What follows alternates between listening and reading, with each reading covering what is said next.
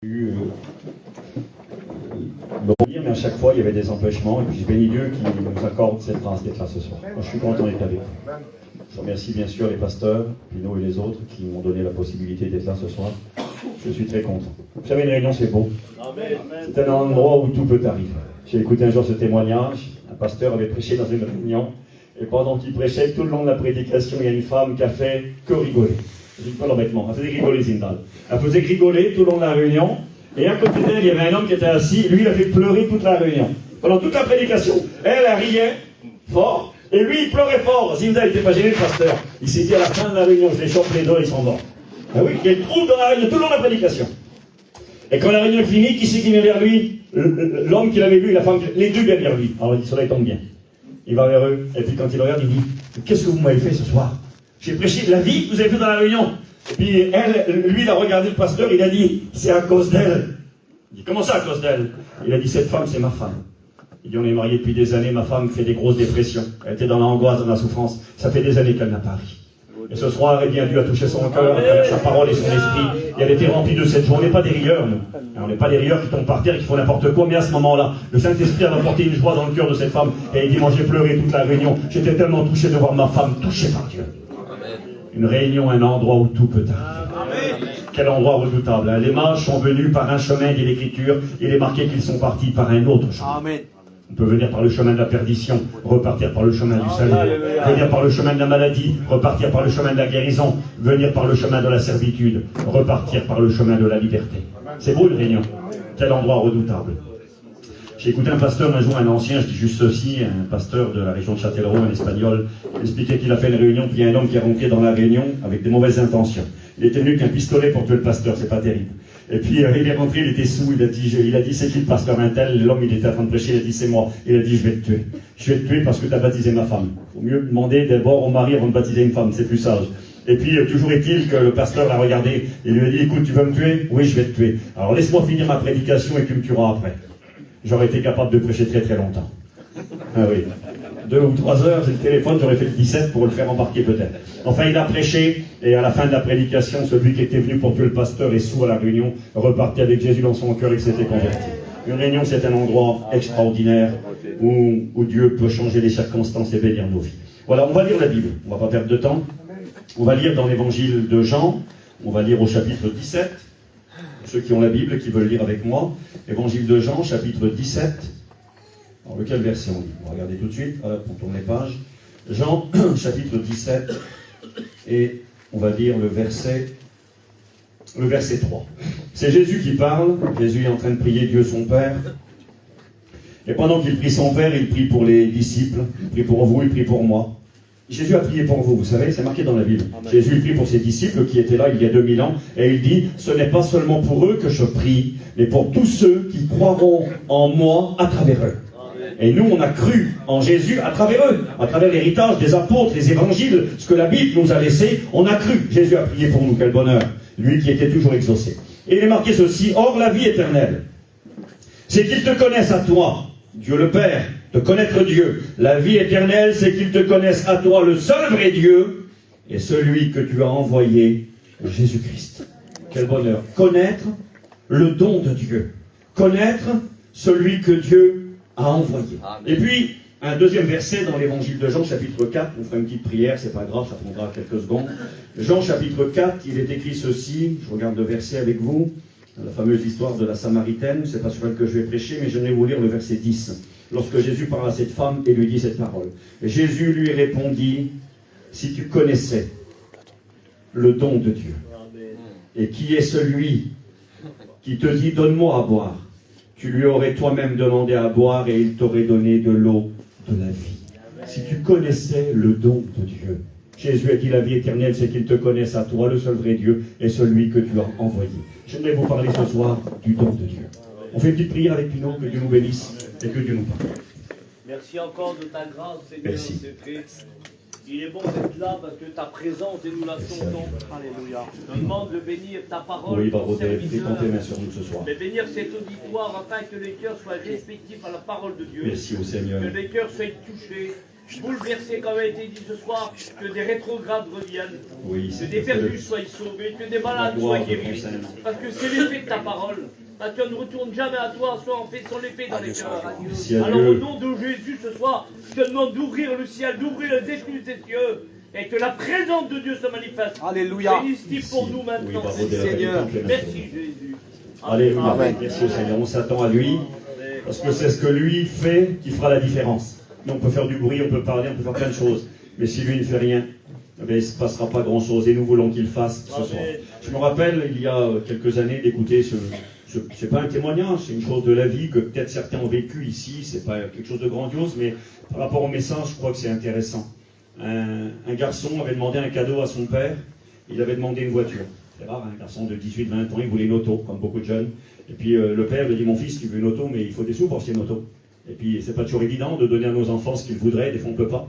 Et puis toujours est-il que Noël est arrivé, c'était la Noël, et le moment des cadeaux est arrivé. Le matin, quand il s'est levé, le garçon, il a vu une boîte sous le sapin de Noël, il y avait une boîte.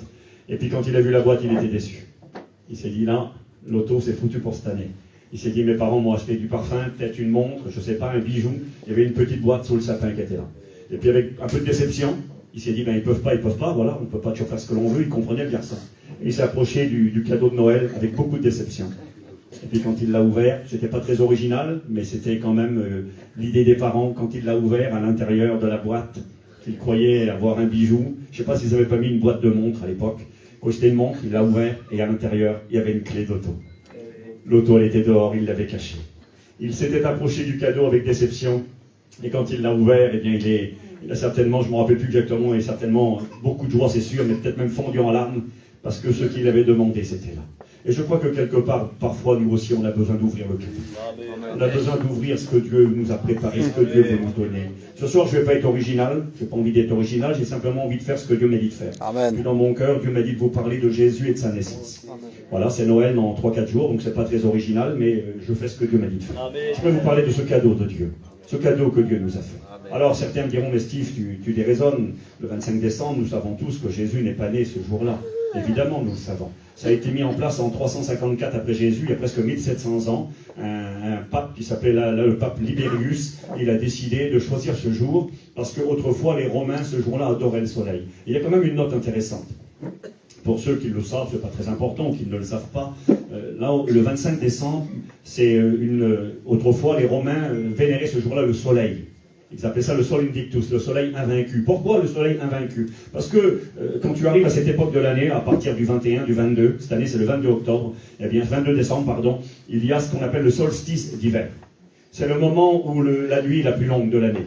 C'est le moment où le soleil il est le plus loin de la Terre. En réalité, la Terre tourne autour du soleil, mais pas en rond, en ovale. Il y a un moment donné où la Terre est très très loin du soleil. Et là, le 22, c'est le moment de l'année où la Terre est le plus loin du soleil. C'est pour ça qu'il fait froid, c'est pour ça que c'est l'hiver, et c'est pour ça que les journées sont très très courtes. Mais à partir de cette époque, vers le 25 décembre, le solstice d'hiver, le soleil invaincu, c'est le moment où le soleil va se rapprocher de la Terre. C'est le moment où la lumière va commencer à regagner sur la nuit. C'est le moment où les températures vont commencer, parce que le soleil se rapproche, à augmenter. Et quelque part, le pape de l'époque s'est dit, quel beau jour à choisir. Autrefois, on adorait le soleil. Maintenant, on a compris que le soleil de la justice, il s'appelle Jésus. Et il est celui qui va vaincre sur les ténèbres. Et quelque part, c'est pour ça que Jésus est venu. Et cette date a été choisie. Quand Jésus est né, c'est pas très important en réalité.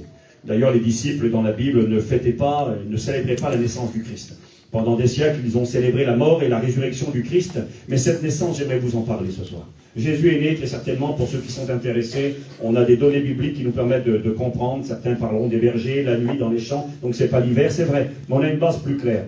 Il est écrit que Zacharie, le sacrificateur, le père de Jean le Baptiste, dans l'évangile de Luc au chapitre 1er, il est écrit qu'il était en train de servir le Seigneur dans le temple. Selon le tour de sa classe. Il était de la classe d'Abia ou d'Abija, la 8e classe. Et donc par rapport à ça, on sait à quel moment il était dans le temple en train de servir. C'était au mois de juin-juillet. Il servait dans le temple quand un ange lui a apparu, Gabriel, lui annonçant la naissance de Jean le Baptiste, son fils. Et donc 9 mois plus tard, Jean le Baptiste va naître. C'est-à-dire quand on sait exactement à la fête de Pâques. Jean le Baptiste est né à la fête de Pâques. Et entre Jésus et Jean le Baptiste, il y a 6 mois. Donc tu rajoutes 6 mois et tu arrives à la fête des tabernacles au mois de septembre à peu près. C'est à cette époque que Jésus est né. Jésus est né à la fête des tabernacles. C'est l'endroit où on quitte sa maison, qu'on soit un roi ou qu'on soit un simple sujet du peuple. On quitte sa demeure et on va s'installer sous des toiles de tente. Et c'est ce que Jésus a fait. Lui qui était dans le ciel, dans le palais de Dieu, a quitté le palais céleste pour venir habiter une tente, un corps humain. Il est venu vivre parmi les hommes, dans la simplicité. L'apôtre Paul comparait son corps à une tente. Il dira, il me tarde de quitter cette tente. Je vais bientôt quitter cette tente. Alors le corps humain, qui est fragile et faible, ressemble à une petite toile de tente, un petit tabernacle. Et c'est ce que Jésus a fait. À cette fête, il est venu vivre parmi les humains. Alors pourquoi? J'ai noté dans mes petites recherches le nombre de naissances qu'il y a par heure, par jour. C'est pas très important, mais vous comprenez quelque chose. La naissance du Christ, elle est unique. Elle est incomparable. J'ai un jour fait un message qui s'intitulait « Le Christ incomparable ». Incomparable dans sa naissance, incomparable dans sa vie, incomparable dans ses paroles. Jamais homme n'a parlé comme cet homme. Incomparable dans ses miracles, incomparable dans sa mort, incomparable dans sa résurrection. Il est le Christ incomparable. Quand j'étais à l'époque... C'est pas terrible, je ne vais pas parler de moi, mais quand j'étais en prison et que je me suis converti, que j'ai rencontré le Christ, on avait accroché sur le mur de la cellule un feuillet que, à l'époque, ça fait très longtemps, Mans, le premier prédicateur de la mission, c'était notre oncle, moi et mon cousin qui est là, Teddy, et puis il avait fait des petits prospectus qu'il distribuait avec des vieux cantiques de la mission, et au milieu, c'était marqué le Christ incomparable. Et puis c'était marqué comme ça, il est venu de Dieu, il est né d'une simple femme. Sa naissance est un fait qui confond la raison des sages et dont aucun savant sous le ciel n'a jamais percé le secret. Il a revêtu la nature humaine afin de pouvoir racheter l'espèce humaine. Il est devenu fils de l'homme afin que nous devenions fils de Dieu. Vraiment que c'était beau. Le Christ incomparable. Et ce soir, j'aimerais vous parler de cette naissance incomparable. Donc j'ai noté, il y a, selon les spécialistes aujourd'hui, quasiment 5 naissances par seconde. Écoutez bien, 5 naissances par seconde. Ça fait 300 naissances par minute. Ça fait 1800 naissances par heure. Ça fait 432 000 naissances par jour dans le monde. Depuis que Jésus est venu sur la terre il y a 2000 ans, il y a eu 40 milliards de naissances. Il y a eu 32 milliards de morts. Il reste 8 milliards d'êtres humains sur la terre. 40 milliards de naissances. Alors en quoi celle de Jésus va-t-elle différer? Et je ne donne pas des chiffres pour rien dire, mais justement pour qu'on réfléchisse. En quoi celle de Jésus est-il différente? Il y a eu des milliards de naissances, 40 milliards depuis 2000 ans. En quoi celle de Jésus est-elle différente? Alors j'aime bien ce qu'a dit un homme du monde, un homme important. C'était un cosmonaute, ces gens qui vont sur la Lune là. Il fait partie des 12 hommes qui ont marché sur la Lune. Il n'y a que 12 hommes qui ont marché sur la Lune. Et l'un d'entre eux s'appelait James Irwin. Et quand il est revenu de là-haut, c'est pas tout le monde, 12 sur toute l'humanité qui ont marché sur la Lune. Et quand il est revenu de là-haut et que la fusée a atterri là-bas en Amérique, les gens sont venus l'interroger, sont venus le prendre en photo. Ils ont dit, monsieur, ça fait quoi d'avoir marché sur la Lune? C'est pas rien. Et lui, il leur a répondu ceci. Il a dit, vous savez, ce qui est important, c'est pas tellement qu'un homme ait marché sur la Lune, mais c'est qu'un jour le Fils de Dieu soit venu marcher sur la terre des hommes. Comment c'est beau? Il avait compris, lui. Pourtant, c'est un grand monsieur, il a marché sur la Lune. Oui, mais il dit ça, c'est pas le plus grand. Le plus grand, je le répète, c'est que le Fils de Dieu soit venu marcher sur la terre des hommes. Que Dieu soit béni et glorifié. Donc cette naissance, j'ai marqué, est particulière et unique. Pourquoi? Parce que premièrement, Jésus est le seul qui existait avant de venir sur la terre des hommes. Nous, on est né un jour ici-bas et on n'existait pas avant. On a un commencement, on a un départ. Moi, j'ai 48 ans, je me faisais plus jeune. J'ai 48 ans aujourd'hui. Il y a 48 ans, je suis arrivé sur la terre, j'avais demandé, j'existais pas avant moi. Mais Jésus, lui, il existait avant. C'est unique. Il est de toute éternité. C'est marqué dans Michée chapitre 5, verset 2. Il est celui dont l'origine remonte aux temps anciens. C'est marqué au temps de l'éternité. Ça, c'est un verset qu'aiment pas les témoins de Jéhovah. Ils disent que Jésus a été créé, qu'il est une création. Si on remonte au temps de l'éternité, ça veut dire qu'il n'y a pas de commencement. L'éternité, ça veut dire pas de fin et pas de commencement. Jésus remonte au temps de l'éternité. Jésus n'a-t-il pas dit dans l'évangile de Jean, chapitre 8, verset 58, parlant aux contradicteurs, il leur a dit, avant qu'Abraham fût, je suis. Il est écrit dans Jean 1, verset 1er, au commencement était la parole était avec Dieu, la parole était Dieu. Jésus existe depuis l'éternité. Il est le Fils de Dieu. Il est l'égal de Dieu son Père. Tout ce que le Père fait, le Fils le fait pareillement. Il est l'empreinte de sa personne. Un jour, un disciple dira au Christ, il dira, Jésus, montre-nous seulement le Père. Jésus lui répondra, ça fait si longtemps que je suis avec vous. Tu n'as pas compris que celui qui m'a vu a vu mon Père.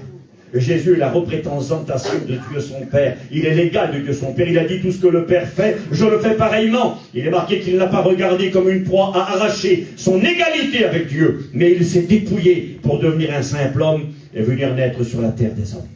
La naissance du Christ, le Christ incomparable. Il existait déjà avant sa naissance sur la terre. Il a voulu venir. C'est lui qui a choisi.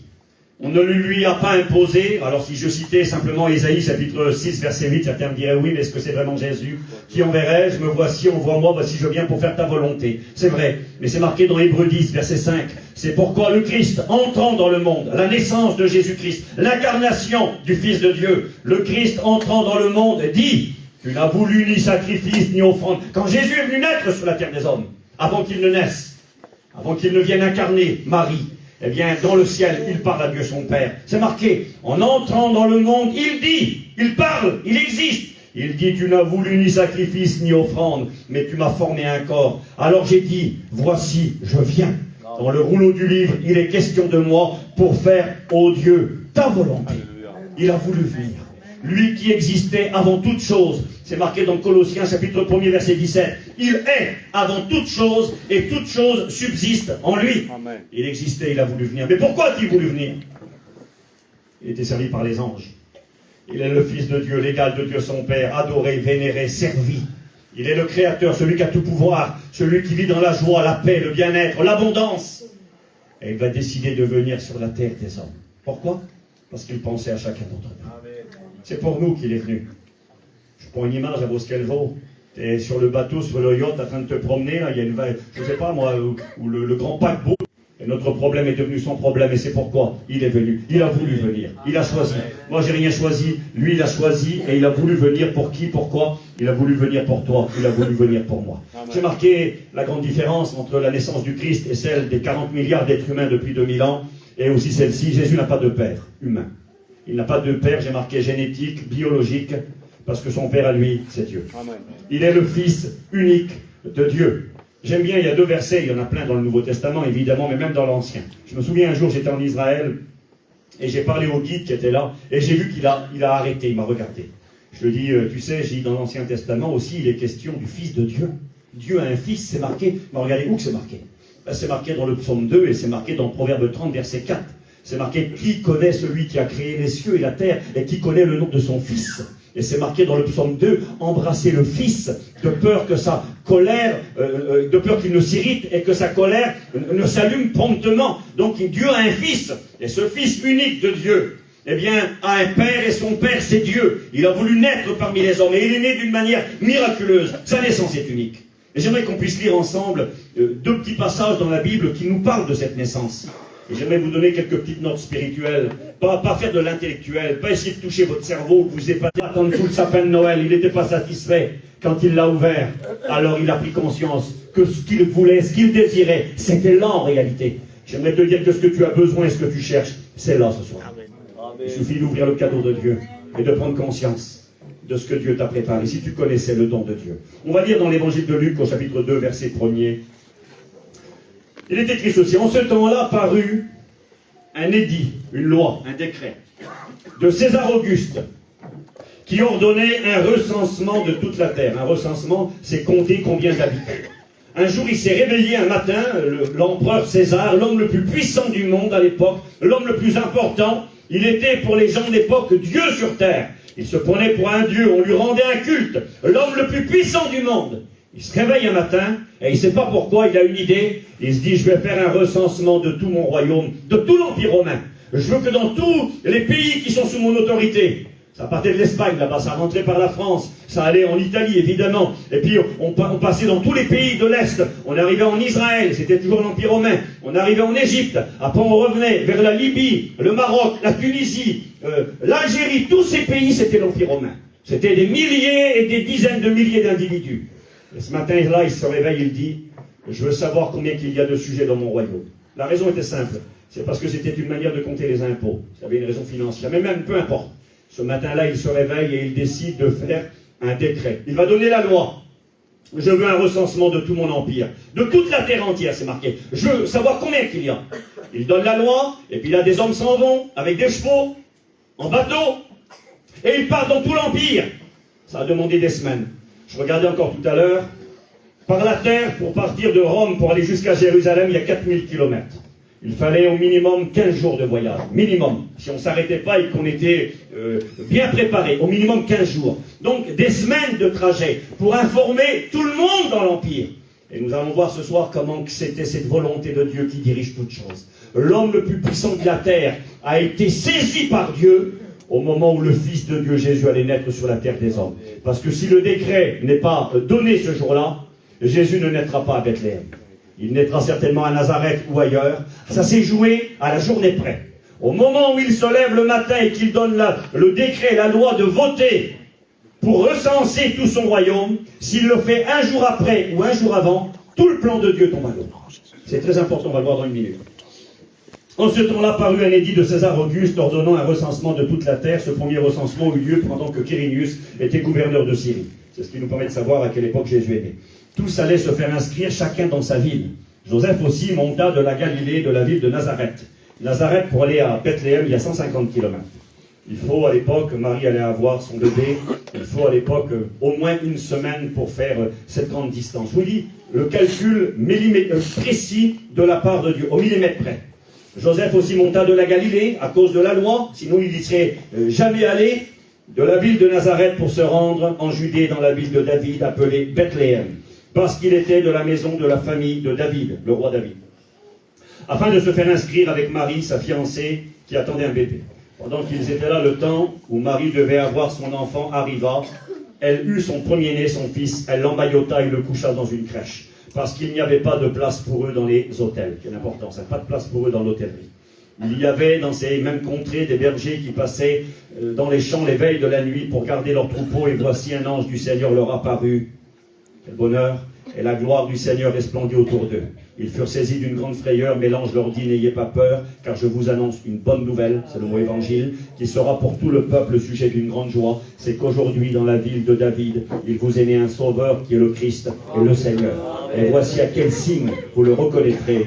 Vous trouverez un enfant emmailloté et couché dans une crèche. Et soudain, il se joignit à l'ange une multitude de l'armée céleste. Des milliers d'anges sont apparus, louant Dieu et disant, gloire à Dieu dans les lieux très hauts, paix sur la terre et bienveillance parmi les hommes. Que Dieu soit béni et glorifié. Jésus va naître à Bethléem.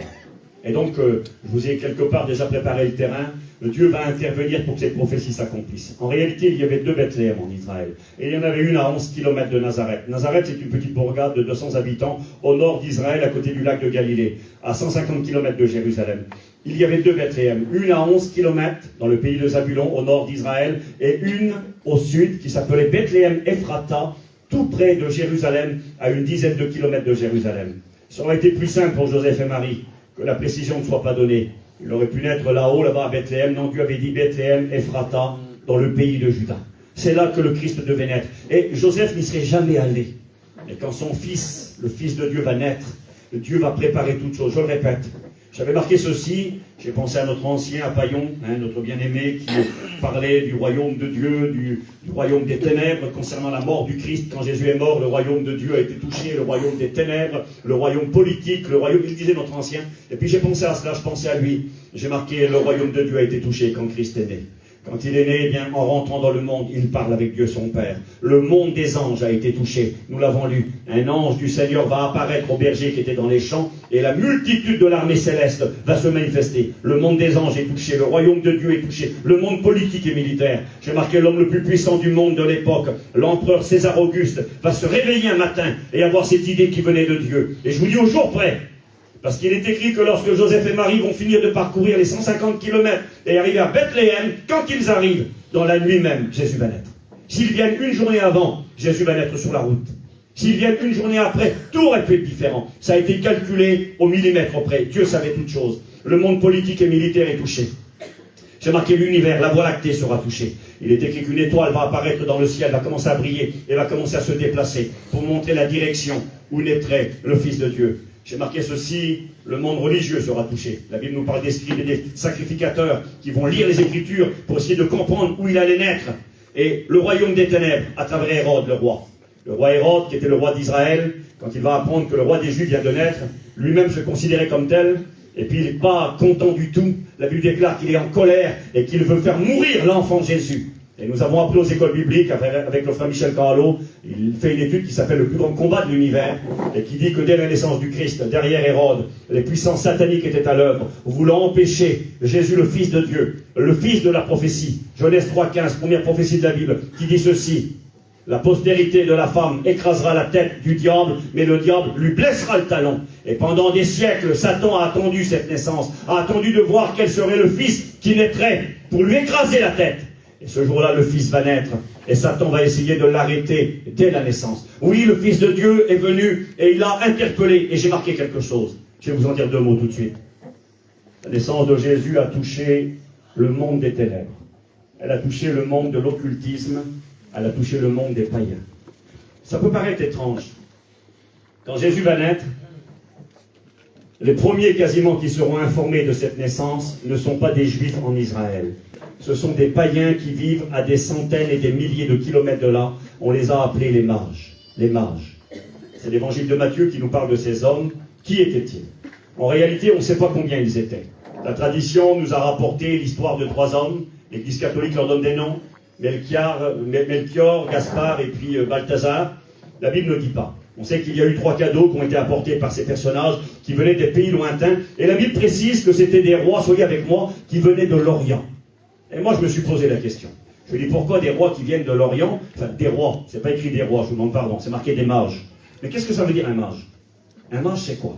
Eh bien, quand on étudie l'Écriture et qu'on lit la Bible, on s'aperçoit que ces mages en question, le mot qui est utilisé dans le texte original, le texte grec, quand il est question d'eux, il est utilisé dans les Actes au chapitre 13 et verset 6. Et quand il est question d'un personnage, où le même mot est utilisé, il est dit ceci: un certain magicien, faux prophète juif, nommé Bar-Jésus, Élymas, faisait opposition à Paul et cherchait à détourner de la foi le proconsul.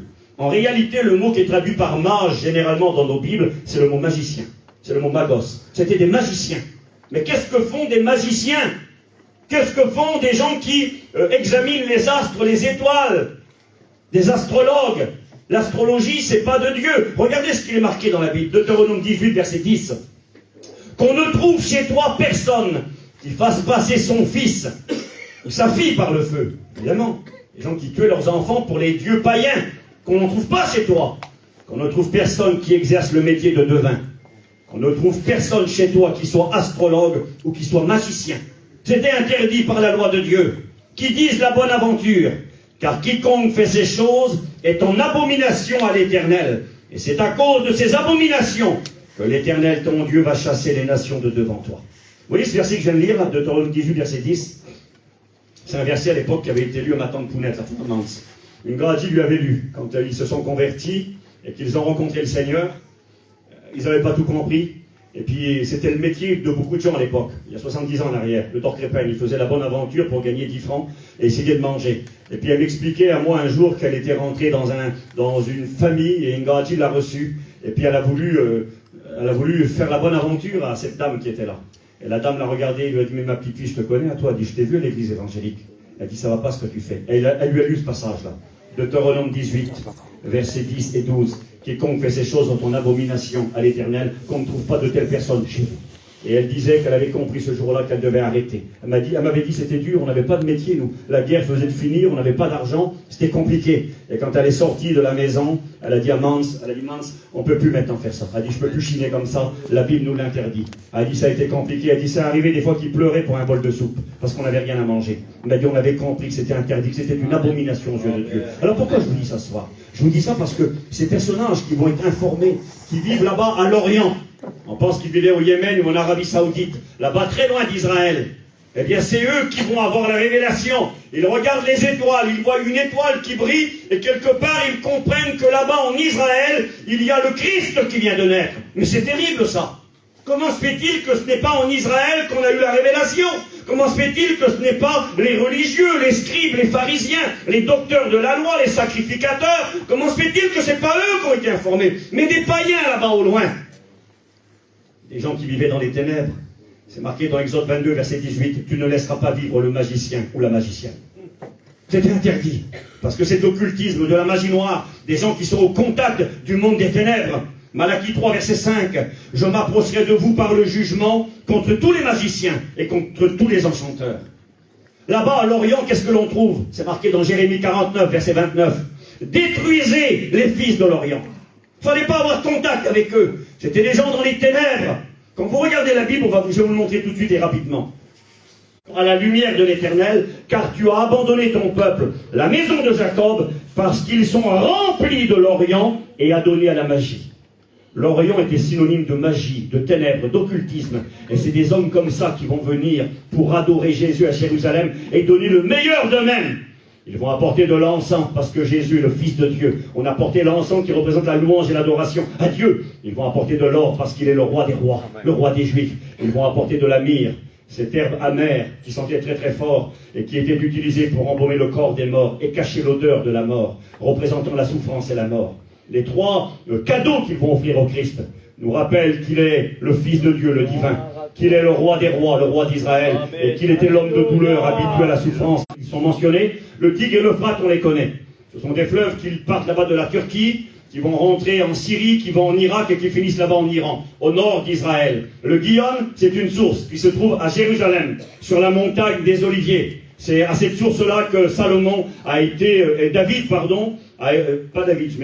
Salomon a été oint, roi comme Israël, la source du Gihon. Et le Pishon, il est dit que ce cours d'eau, il allait jusqu'en Éthiopie là-bas. Donc en plein cœur du jardin d'Éden, il y avait le pays d'Israël.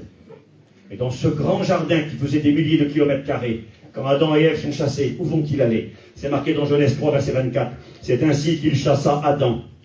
Et il mit à l'Orient, à l'est, à l'Orient du jardin d'Éden. C'est dans la direction où a été chassé Adam, à l'Orient. Il mit à l'Orient du jardin d'Éden des chérubins, des anges. Verset 16. Puis Caïn s'éloigna de la face de l'Éternel et il habita dans la terre de Nod à l'Orient d'Éden. Et on s'apercevra en étudiant l'Écriture que aller à l'Orient, c'était tout le temps aller dans l'endroit où on est chassé loin de la présence de Dieu. Aller à l'Orient, c'était aller à l'endroit où on est loin de Dieu, où on a été banni, où la malédiction repose sur nous. Adam maudit, Adam séparé de Dieu à cause du péché, va partir à l'Orient d'Éden. Son fils va tuer son frère. Il ira encore plus loin à l'Orient. Et c'est des hommes de l'Orient qui vont être les premiers au bénéfice de la naissance du Christ. Il y a un message pour vous et moi ce soir. Que Dieu avait ordonné de construire cet endroit où sa présence allait résider, cet endroit où les hommes pourraient s'approcher de Dieu, du Dieu vivant, cet endroit où ils pourraient obtenir le pardon des péchés. Et pour entrer dans le tabernacle, ça fait tout un message, les couleurs du tabernacle, comment il était construit, tout représente Jésus et son œuvre à la croix. Et ce tabernacle n'avait qu'une seule porte. Il y avait une toile de tente au milieu, le lieu saint, le lieu très saint, et tout autour il y avait des rideaux, on appelait ça des tentures, des rideaux tout autour. Et il y avait une seule entrée pour entrer dans la présence de Dieu. Et quand tu rentrais dans la présence de Dieu, où était la porte d'entrée? Une seule porte. Elle avait 4 couleurs. Elle était bleue, elle était rouge cramoisi, rouge pourpre et blanche. Bleue parce que Jésus vient du ciel, il est le Fils de Dieu, l'évangile de Jean. Elle était rouge pourpre, la couleur des rois, parce que l'évangile de Matthieu nous présente Jésus comme le roi des Juifs, le roi d'Israël. Elle était rouge couleur du sang, le sacrifice, le prix payé. L'évangile de Marc, Jésus le serviteur souffrant qui est venu pour donner sa vie. Le blanc, la sainteté de Christ, l'évangile de Luc, le Fils de l'homme parfait. Nous avions une seule porte. Jésus a dit, je suis la porte. Celui qui rentre par moi sera sauvé. C'est beau. La porte du tabernacle, elle aurait pu être faite avec du bois. On utilisait du bois, différentes sortes de bois dans les ustensiles du temple. Et Dieu aurait pu dire, vous allez faire une belle porte en bois. Même recouverte avec de l'or. Une porte qui fait des centaines de kilos. Non, la porte qui accédait à la présence de Dieu, qui avait ces 4 couleurs, elle était faite avec un voile. Une petite toile, tout léger. Elle pesait quelques kilos. Pourquoi? Parce qu'une grande porte de 300, 400, 500 kilos, un vieillard n'aurait pas pu la pousser. Un enfant n'aurait pas pu y rentrer.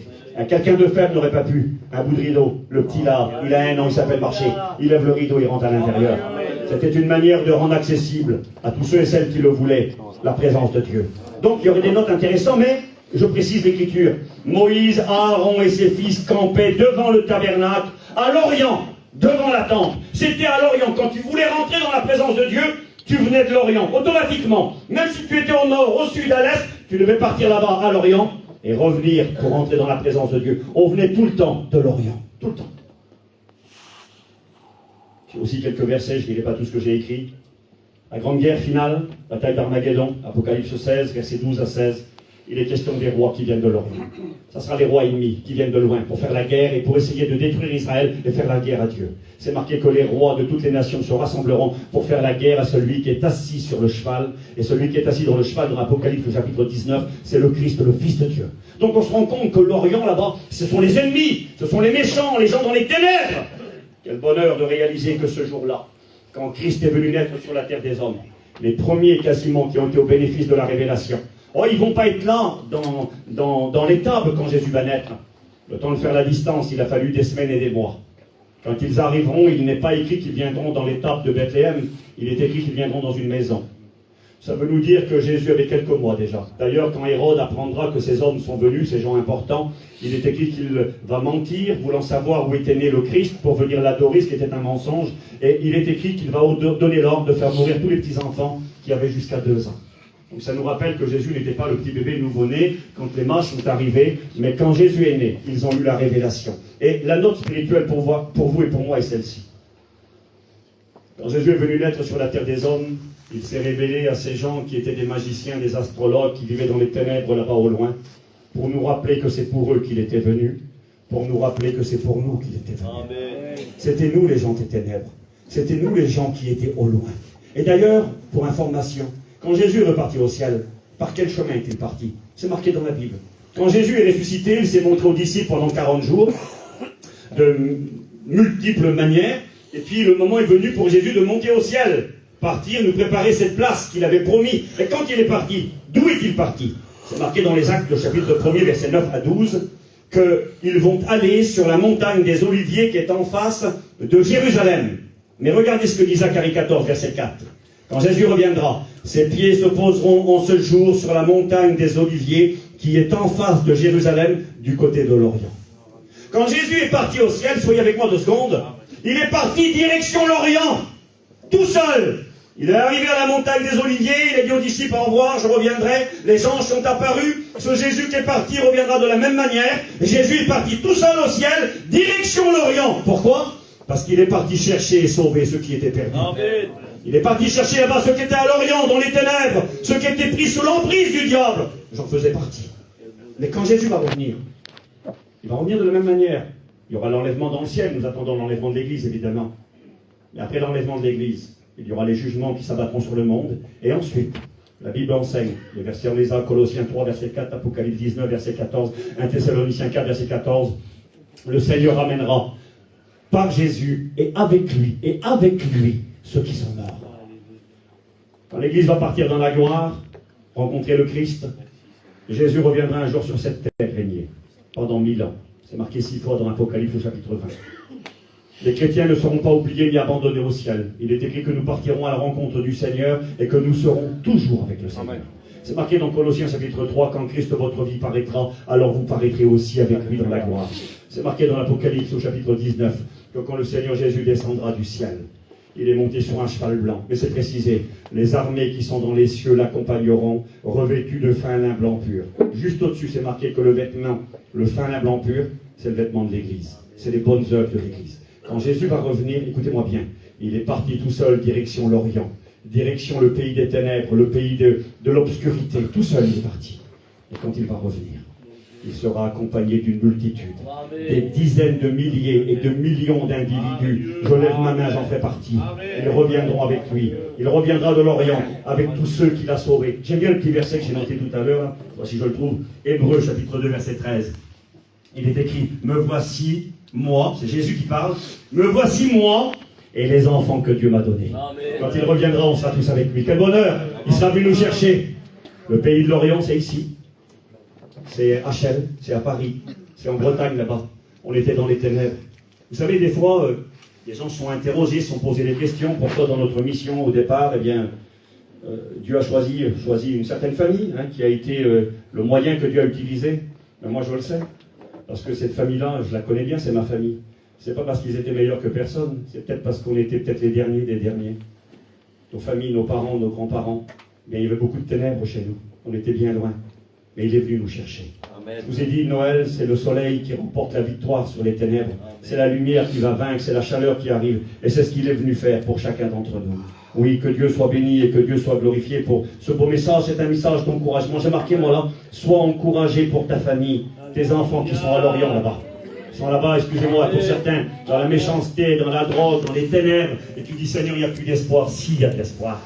La naissance du Christ est là pour nous rappeler que ceux qui ont été invités, quasiment les premiers, c'était les païens qui étaient là-bas dans les ténèbres. Les magiciens qui venaient du pays de l'Orient ont été invités à la table d'honneur, et c'est eux qui sont venus par un chemin, et c'est eux qui sont partis par un autre chemin. C'est eux qui sont venus l'adorer, parce que le Dieu qui est tout-puissant s'était révélé à eux. Il était venu chercher et sauver ceux qui étaient perdus. Regarde l'heure, je vais vite me dépêcher. J'ai noté ceci, que Dieu soit béni. Il naîtra à Bethléem. Bethléem, ce n'est pas une révélation, c'est un rappel pour la majorité d'entre nous. Nous savons ce que ça signifie. Bethléem, ça signifie Beth, ou ça veut dire la maison. Et Lechem, c'est le pain, la maison du pain. Et Jésus va naître dans la maison du pain. Il aurait pu naître à Jérusalem, la ville du grand roi, là où il y avait le palais. Il va choisir de naître, parce que c'est lui qui a choisi. Vous savez, c'est beau. Jésus est le seul qui a choisi, je vous l'ai dit. Il existait avant, il a voulu venir, il a choisi sa mère. Il a choisi sa famille. Il a choisi l'endroit où il allait naître. C'est lui qui a tout choisi. Il a choisi un petit village, une petite bourgade. C'est marqué Bethléem, Ephrata, petite, entre les milliers de Juda. Il y avait des milliers de petits bourgs, inutiles. Il y avait la petite Bethléem. Il a choisi ce qui était petit. Il a choisi une maman, Marie, une petite malheureuse, des gens sans fortune. Quand Jésus va naître et qu'il va falloir offrir le sacrifice obligatoire dans le temple, vous lirez chez vous Luc chapitre 2, on devait offrir un agneau quand un garçon naissait. Et il aurait fallu au moins offrir un agneau pour Jésus, le Fils de Dieu. Et c'est marqué dans la Bible que si les parents n'avaient pas de moyens, ils avaient le droit d'offrir. C'était obligatoire d'offrir un petit comme un cadeau à Dieu. Il fallait offrir 2 petits pigeons. Et quand Joseph et Marie vont arriver dans le temple à Jérusalem, Jésus a même pas 2 mois, eh bien il est écrit qu'ils vont offrir 2 petits pigeons pour nous rappeler qu'ils n'avaient rien. Des petits malheureux. Jésus va choisir des gens simples, des gens pas importants. Pourquoi? Pour nous rappeler que tout le monde a sa chance avec lui. Quel que soit ton nom de famille, quel que soit l'endroit d'où tu viens. Tu n'as peut-être pas une grande famille, tu n'es pas quelqu'un d'important. La petite Marie, elle n'était pas importante. C'était une petite jeune femme sans fortune, sans moyens. Elle était de Nazareth là-bas, un trou perdu au milieu de nulle part, au nord de Galilée. C'est elle qui l'a choisi comme maman. C'est elle qui a été le moyen. D'ailleurs, c'est intéressant, j'ai fait un message sur Marie. Marie, ça signifie, Myriam en hébreu, ça signifie celle qui est rebelle et qui est révoltée. Quel drôle de nom. La rebelle et la révoltée, elle sera choisie pour devenir la mère du Fils, je ne veux pas dire du Fils de Dieu, mais de Jésus, le Fils de l'homme. Parce que Jésus n'a pas de mère en tant que Fils de Dieu. Mais en tant qu'homme, il a eu une maman. Et il a choisi celle qui s'appelait la rebelle, quelque part pour vous rappeler à vous et à moi que quelle que soit notre vie, même si on est des rebelles et des révoltés, il est capable de venir habiter. Amen. Que son nom soit béni et que son nom soit glorifié au Seigneur Jésus-Christ. Que Dieu soit béni. Bethléem, le pain vivant. Jésus n'a-t-il pas dit dans Jean chapitre 6, que j'aime ça? Jésus a dit, moi, il va dire au peuple d'Israël, il va dire, vos pères ont mangé le pain dans le désert, la manne qui tombait du ciel, et ils sont tous morts. Mais moi, Jésus, je suis le vrai pain. Je suis le pain vivant qui est descendu du ciel, afin que celui qui me mange n'ait plus jamais faim. Jésus a dit, si quelqu'un vient à moi, il n'aura jamais faim. Si quelqu'un croit en moi, il n'aura jamais soif. Je suis le pain de Dieu. Et ça, j'aime. J'aime pourquoi? Parce que Jésus aurait pu dire, alors excusez-moi, je suis un breton, tant pis, hein. Ça va être Noël dans quelques jours. Il aurait pu dire, moi je suis l'Omar breton de la Bretagne, l'Omar bleu. L'Omar bleu, c'est bon. C'est bon une fois. Puis le lendemain, on n'en veut plus. J'ai déjà parlé un petit peu chez nous avec ma compagne, puis mon petit beau-frère, on va manger ensemble. On en a parlé, on a dit, écoute, on fait un peu de foot mer le premier soir, le lendemain, on n'en fait pas. Parce que l'Omar, aussi bon soit-il, la langouste royale, on en mange une fois, puis après, c'est plus terrible. C'est assez écœurant, vous savez que c'est vrai. Jésus aurait pu dire, je suis le foie gras qui vient du Périgord. Pas rien, hein, ça vaut cher du foie gras. Mais il a dit, je suis le pain. Le pain, on le trouve sur la table de tout le monde. Le riche, le pauvre, le malheureux, c'est la chose qui est gratuite au restaurant. Nous, les gitans, on aime ça, on demande toujours, redonnez-nous du pain, madame. Le pain, on aime ça, c'est bon, du bon pain. Le pain, c'est simple. C'est un aliment dont on ne se lasse pas. L'Omar, on en mange une fois, on n'en veut plus le lendemain. Du pain, on en mange tous les jours. Et quelque part, Jésus a dit, je suis le pain. Parce qu'il est vraiment celui dont nous avons besoin. Amen. Vous savez, on essaiera d'être rassasié par bien des choses. On sera parfois écœuré, dégoûté, on n'en voudra plus. Des fois, on ne trouvera pas ce que l'on a besoin. Mais quand il y a du pain et qu'on est rassasié, on est satisfait. Et je vous le promets parce que c'est vrai, les chrétiens peuvent l'attester. Quand tu as trouvé le Christ, tu as tout. Gloire à Dieu. tu n'as plus rien besoin. Les artifices du monde, c'est de la vanité. Vous savez, je respecte chacun et puis je ne veux pas dire de bêtises. Ici, Paris, c'est célèbre dans le monde entier. Ça fait partie des villes les plus célèbres du monde. On parle des Champs-Élysées, soi-disant la plus grande avenue du monde, la plus belle avenue du monde. Moi, je vous dis la vérité, je suis venu l'autre jour passer 4 jours avec ma femme ici à Paris pour faire des réunions. Je n'ai pas passé 5 minutes aux Champs-Élysées, je n'ai pas été voir la Tour Eiffel. Parce que quand je vais à la Tour Eiffel, je vois un bout de ferraille, moi. C'est tout. Je vois les Champs-Élysées, excusez-moi, je vois du goudron, je vois une route avec des magasins à vendre. Et puis j'ai été faire des réunions là, à côté. Là. Je suis allé à Noisy-le-Sec, dans la petite salle, l'ancien bâtiment qui a pris feu. Là. Seigneur Jésus, c'est 1000 fois plus beau que les Champs-Élysées. Amen. Parce que là-bas, je rentre dans la présence de Jésus. Là-bas, j'invoque mon Dieu. Je ne suis pas un déséquilibré, un fanatique, on peut aller se promener en ville, ça ne me dérange pas. Mais moi, je n'ai pas besoin de tout ça. J'ai trouvé Jésus. Amen. Et quand tu as trouvé Jésus, il n'y a rien qui t'épargne. Il n'y a rien qui va t'étonner, qui va t'éblouir. Quand tu connais Jésus, tout est fade, tout est inutile. Jésus, c'est tellement grand. Il te rassasie. Je me souviens, je ne sais pas, je ne veux pas être maladroit, je ne sais pas qui est là, je ne connais pas tout le monde. Avant de me convertir, j'aime pas parler de moi quand je prêche. J'étais un garçon du monde, un pauvre malheureux, comme mon petit cousin qui a témoigné, là. Un drogué, un garçon du monde, un voleur. J'ai fini en prison pour des années. Et puis, dans ma misère, Jésus s'est révélé à moi. Et je me rappelle comment Dieu m'a délivré de la drogue. Je me droguais encore en prison. Et puis un soir, eh bien, j'étais en train de prier. Il y avait de la drogue qui était dans la cellule. J'étais en train de prier. Et j'ai été tellement rempli de la plénitude du pain vivant qui vient du ciel, que quand j'ai fini de prier, j'ai regardé mon oncle et je lui ai dit, mon oncle, on n'a plus besoin de ça. Je n'ai pas dit je me débarrasse de la drogue parce que c'est interdit, que je vais aller en enfer. J'ai dit à mon oncle, je m'en débarrasse parce que j'en ai plus besoin. J'ai trouvé Jésus. La présence qu'il m'accordait, la plénitude qu'il me donnait, me suffisait. Tout est fade, tout est pâle à côté de Jésus-Christ. Quand il vient vivre dans ton cœur, je te le promets, t'es rassasié. T'as plus rien besoin, t'es contenté.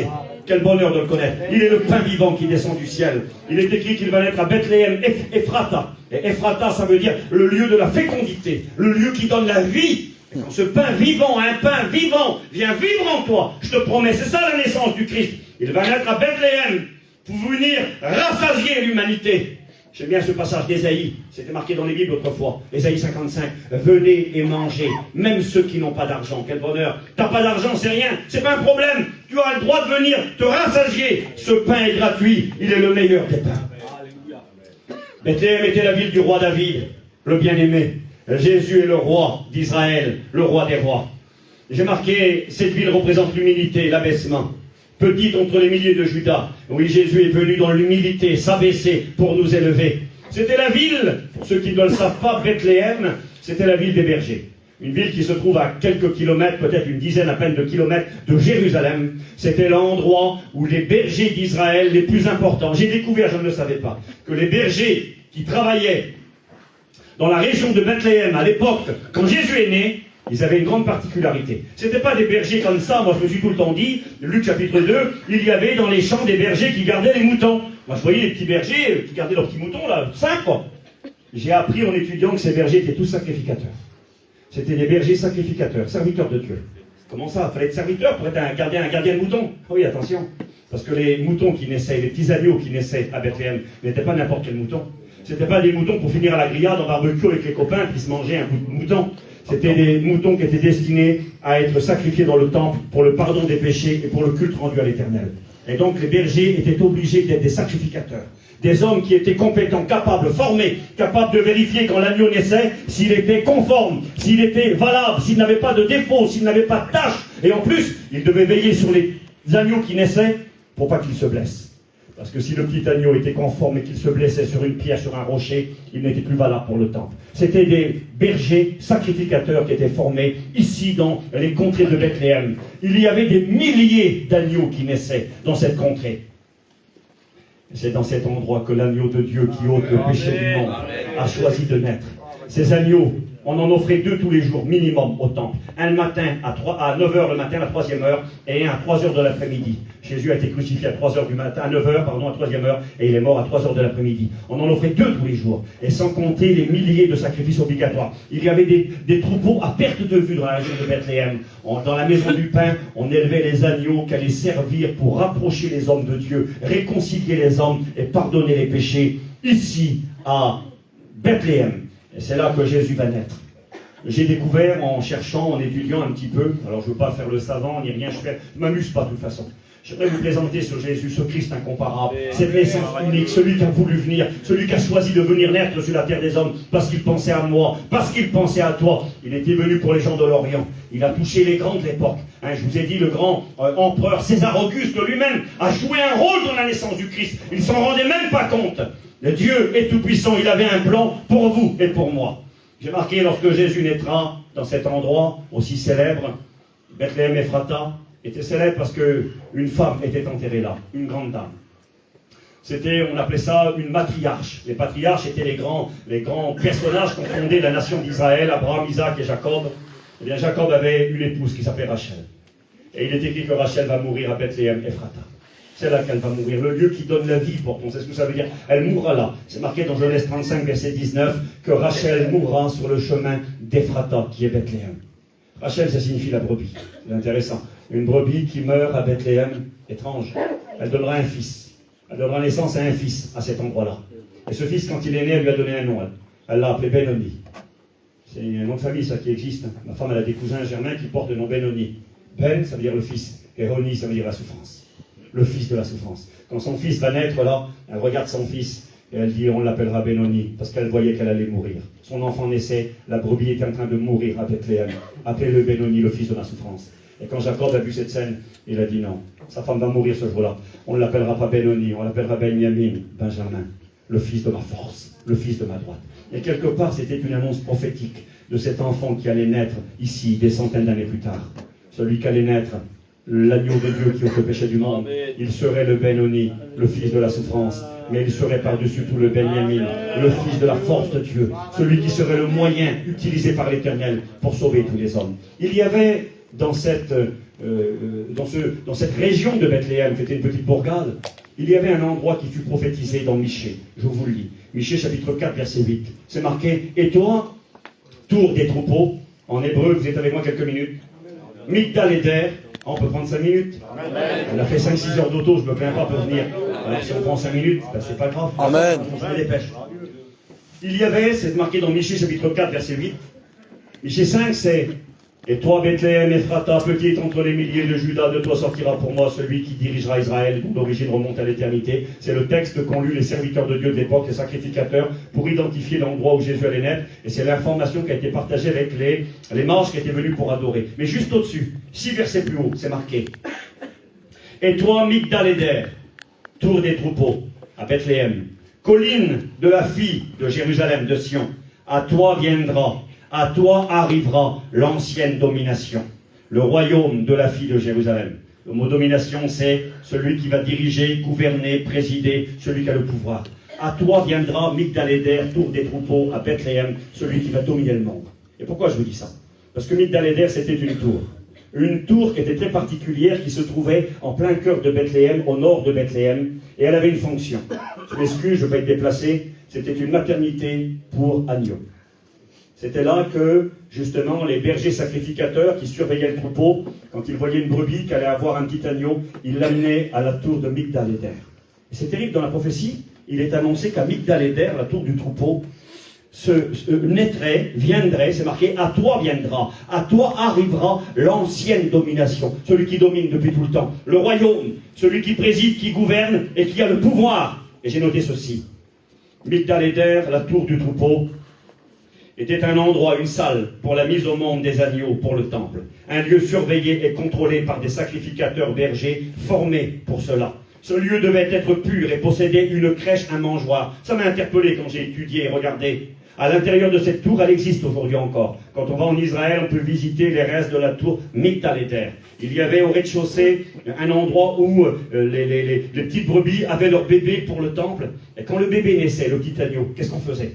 On l'enveloppait dans des linges.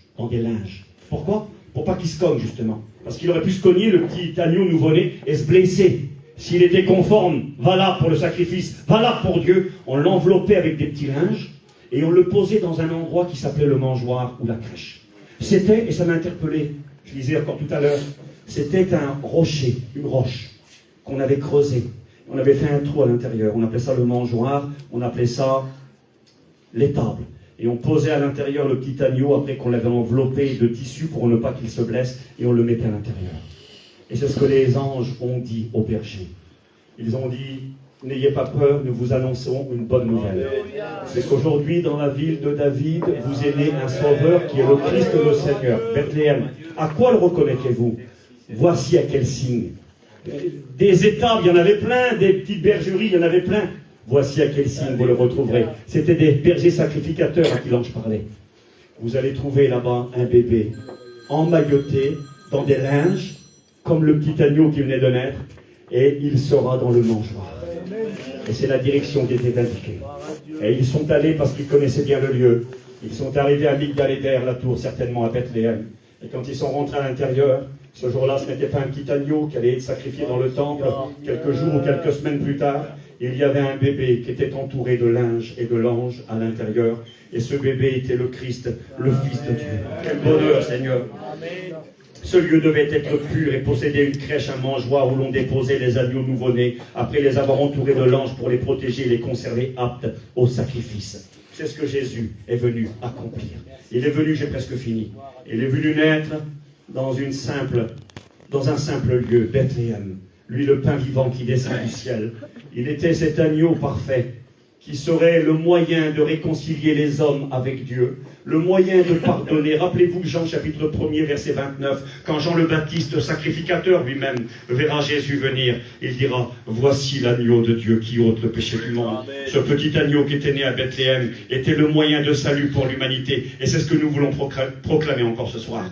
2000 ans plus tard, nous nous souvenons, excusez-moi, Noël, c'est plus qu'une bûche, c'est plus qu'un gâteau, c'est plus que des homards, c'est plus que des cadeaux pour les enfants. C'est un moyen de nous rappeler que Dieu nous a tellement aimés qu'il a donné ce qu'il avait de plus cher. Jésus est venu, le cadeau de Dieu. Il est venu, il s'est révélé. J'ai marqué pourquoi dans une crèche, j'ai presque fini. Parce que dans cette crèche, ou dans Migdal-Eder, la petite tour des bergers, tout le monde pouvait venir. Si Jésus était né dans un palais du roi Hérode à Jérusalem, les élites seraient venus, les gens importants seraient venus, les petits malheureux n'auraient pas eu le droit d'entrer. Les bergers de Bethléem, étant sacrificateurs, étaient quand même des bergers, ont eu le droit de venir pour le voir et pour l'adorer. J'aimerais vous le dire ce soir que nous avons tous le droit de venir.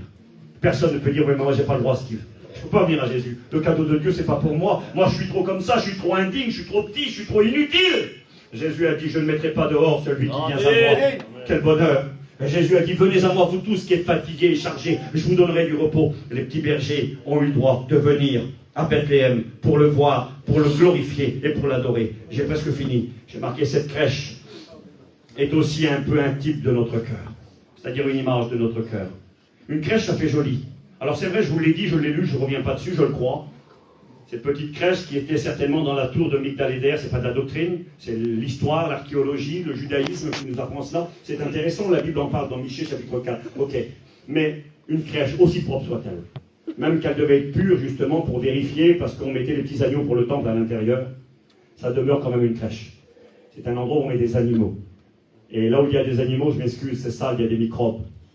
Un bébé qui vient de mon cœur ténébreux, mon cœur froid, mon cœur pourri, le meilleur des hommes, son cœur est comme un buisson d'épines, comme une saleté à l'intérieur. On croit faire un cadeau à Dieu quand on vient à lui, on ne fait pas de cadeau. On lui apporte notre misère, notre saleté, notre sale caractère, nos péchés, notre lourd fardeau qu'on traîne derrière nous, et que personne ne peut nous délivrer. Mais à Bethléem, dans l'étable, dans la petite crèche, cet endroit sombre et ténébreux, rempli de saleté qui était mon cœur, Jésus a choisi de venir y naître. Il a choisi de venir y vivre. Et parce que lui est là, tout change. L'endroit va devenir un endroit extraordinaire. Les anges de Dieu vont chanter et proclamer la gloire de Dieu. Les bergers vont adorer. Les mages viendront quelques mois plus tard pour cette naissance, se prosterneront et adoreront. J'ai marqué, il naîtra dans la nuit, lui la lumière du monde, pour éclairer ceux qui marchent dans les ténèbres. J'ai marqué, ce n'est pas qu'une simple et belle histoire. J'ai marqué, c'est ton histoire. Amen. La naissance du Christ à Bethléem, c'est ton histoire. Amen. C'est mon histoire. J'ai presque fini. Le plus beau des cadeaux fut donné ce jour-là. Encore faut-il y croire. Je remercie le Seigneur pour sa grâce, parce que depuis quelques années que je le connais, j'ai eu l'opportunité de prêcher l'évangile dans différents endroits, de rencontrer toutes sortes de personnes. Des gens bien, des gens moins bien, des gens avec une vie rangée, correcte, normale, et puis des gens déréglés, des vies cassées, des foyers brisés, des gens dans les ténèbres. Mais ce que j'ai réalisé, j'ai eu l'opportunité d'aller en Inde, là-bas il y a bien des années, voir l'œuvre de Dieu. J'ai été dans plein de pays dans le monde. J'ai réalisé que le besoin était le même partout. et que la solution était la même partout. La solution, elle s'appelle Jésus de Nazareth. Ce petit agneau qui est venu naître à Bethléem, ce pain vivant qui est descendu du ciel, il est vraiment ce dont les hommes ont tous besoin. Et quand on accepte de se nourrir de ce pain, quand on accepte de croire que cet agneau qui va grandir et finir sur le bois de la croix, crucifié. Vous savez, je dis ceci, à Pâques, on devait offrir un agneau. Justement, généralement, un agneau qui venait de Bethléem. On l'offrait en sacrifice dans le temple. On n'avait pas le droit de le bouillir dans l'eau. On aurait pu bouillir de l'agneau, on aurait pu le cuire dans une marmite, non. Il fallait le cuire à la broche. Le texte sous-entend crucifié. Il fallait mettre l'agneau adulte, 1 an, le mettre sur un morceau de bois, les bras écartés, comme ça, comme crucifié. Et là, il fallait le rôtir, il fallait qu'il se donne tout entier. Et c'est exactement ce que cet agneau était venu faire. Il était venu naître pour mourir sur le bois de la croix, pour ressusciter, écoutez-moi bien, et pour venir naître dans ton cœur. J'ai fini. Il est écrit qu'à Bethléem, quand il est né, il n'y avait pas de place pour lui dans l'autel. L'autel représente le monde, représente les boîtes de nuit, les sorties. Ça va être Noël dans 3 jours. Qu'est-ce que tu vas faire? Célébrer la naissance du Christ, le bénir, te réjouir en lui, dire Seigneur, ça me suffit, je t'ai à toi. Ou alors tu vas aller dans les hôtels du monde. Il n'y avait pas de place pour lui. Vous savez, à Noël, là, dans quelques jours, il y aura des beuveries, je m'excuse, des gens qui seront en dessous, qui font de la pagaille, de la misère, qui font des histoires, des repas qui tourneront à la catastrophe. Le lendemain des fêtes, on a tous peur, vous savez que c'est vrai. On a peur d'un coup de téléphone, des bagarres, des gens qui ont pris le volant, qui étaient sous au volant, qui ont fait des accidents et des problèmes. On a peur de ces nuits-là. Des chrétiens qui déraillent, qui font les 400 coups, qui débloquent, qui le dimanche, eh bien, n'osent plus venir à la réunion parce qu'ils ont déraillé. Ben, moi, je ne vais pas dérailler pour Noël. Je n'ai pas besoin d'aller boire, je n'ai pas besoin d'aller faire la vie en Dieu, je n'ai pas besoin d'aller dans les hôtels. Parce que l'agneau de Dieu qui ôte le péché du monde, il est venu habiter mon cœur. Parce que le pain vivant qui est descendu du ciel m'a rassasié. Et ce soir, il est ton espérance. L'espérance pour ta vie, la solution pour toi qui est là, on va prier maintenant, mais aussi pour ceux qu'on aime. Je vous l'ai dit, là-bas à l'Orient, il y a nos familles. Là-bas à l'Orient, il y a nos enfants, il y a nos parents, il y a nos cousins, il y a ceux qu'on aime. C'est-à-dire comment je vais faire? Il est venu pour les gens de l'Orient. Il sera capable de s'occuper d'eux. Et bientôt, quand il reviendra dans la gloire, il sera accompagné de tous les gens de l'Orient. Et nous serons là avec lui. Remercions le Seigneur et prions Jésus. Seigneur, nous voulons te dire merci.